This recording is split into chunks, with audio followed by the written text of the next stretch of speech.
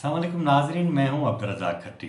अगर मैं कहूं कि कोरोना वायरस यहूदियों की साजिश है तो बहुत सारे लोग खुश होंगे, तालियां बजाएंगे और वाह वाह भी करेंगे। इसके बाद मैं ये भी कहूं कि यहूदियों ने यह वायरस चीन को सुपर पावर बनने से रोकने के लिए बनाया था, ताकि अमेरिका की दुकान का सौदा दुनिया भर में बिकता रहे, उसकी वाह वाह में कोई कमी ना आए। तो भी आप ज़रूर कहेंगे ये तो हो सकता है। इसके साथ साथ मैं आपको ये भी बताऊं कि कोरोना वायरस के इजाद के साथ साथ यहूदियों ने इस वायरस के तोड़ के लिए पहले ही इसकी वैक्सीन बना ली थी, ताकि चीनी ही मरें। जब मरते मरते उनके लाशों के अंबार हो जाएं तो चीनी अपनी हुकूमत के खिलाफ उठ खड़े हों। उसके बाद चीनियों की बगावत को अमरीकी हिमायत का तड़का लगाया जाए और उसके बाद बुलंद होते चीन की ताकत को चीनियों की तरह बोना कर दिया जाए, ताकि न रहे बांस न बजे बांसुरी। आप मेरी इस फहम भरी बात पर अपना सर जरूर हिलाएंगे और मेरी बात से इत्तेफाक भी करेंगे। अगर मैं आपको बताऊं कि कोरोना वायरस एक डब्बी में बंद करके सीआईए के एहलकार अमरीकी फौजियों के बेस में गुज़श्ता साल अक्टूबर में चीन के शहर वुहान ले आए थे। एक दिन उनमें से चंद लोग डब्बियों में बंद वायरस को लेकर एक सी फूड मार्केट में गए और वहां उन्होंने ये वायरस फैला दिया।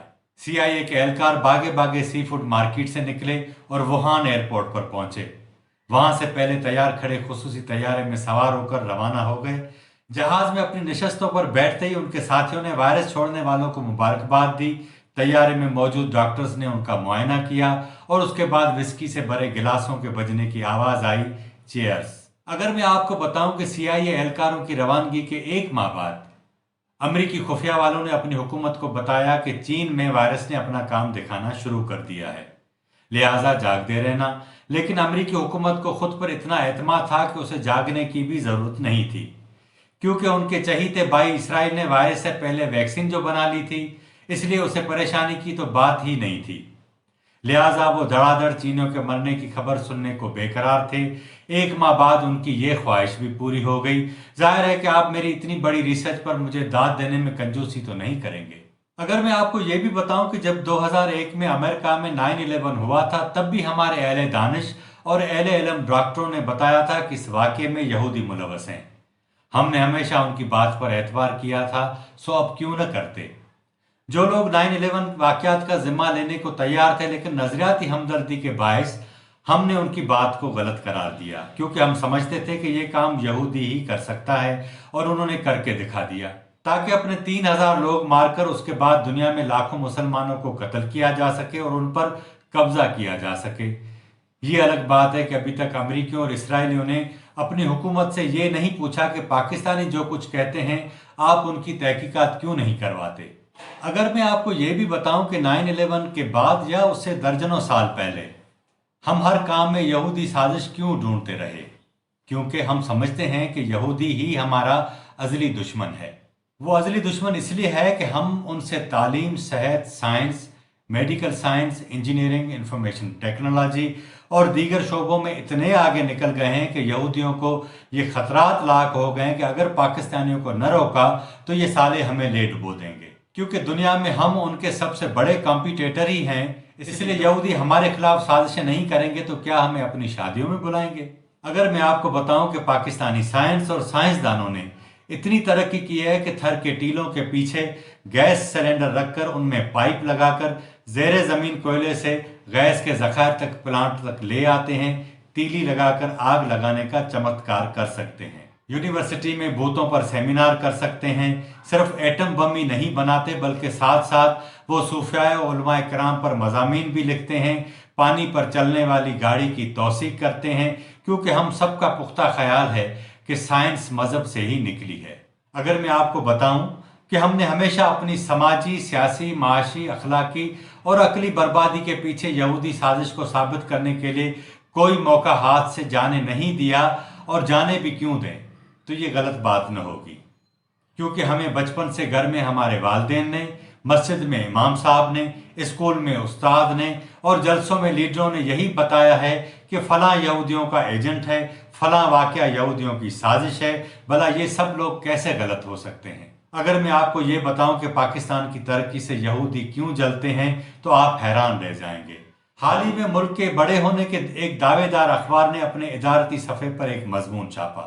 मजमून निगार ने अपने मजमून में लिखा कि इसराइल और अमरीकी साइंसदानों ने कोरोना वायरस बनाया और चीन में छोड़ दिया।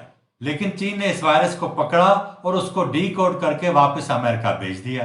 क्योंकि अखबार बड़ा है तो उसमें लिखने वाला वैसे भी बड़ा लिखारी बन जाता है।